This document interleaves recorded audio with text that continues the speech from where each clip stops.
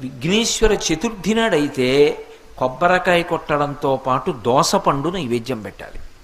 దోసపండు నైవేద్యం పెట్టకుండా విఘ్నేశ్వర చవితి వ్రతకల్పం చేయకూడదు. ఉండ్రాళ్ళు కుడుములు అవి సరే, దానితో పాటు తప్పకుండా దోసపండు నైవేద్యం పెట్టి దోసపండు ముక్క ప్రసాదంగా అందరూ తీసుకోవాలి. అది విఘ్నేశ్వర వ్రతకల్పంలో అత్యంత ప్రధానం. ఎందువల్ల అంటారేమో, ఆయన గజముఖంతో ఉంటాడు.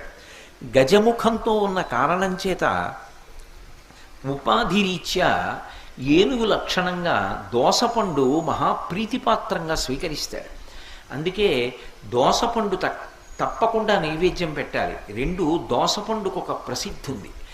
ఎప్పుడైనా సరే ఆయన బ్రహ్మజ్ఞానాన్ని పొందాడు, మోక్షం పొందాలి అని కోరిక ఉంటే దేనితో పోలిక చెప్తారంటే ఒక్క దోసపండుతోటే చెప్తారు. ఇంకా దేనితోటి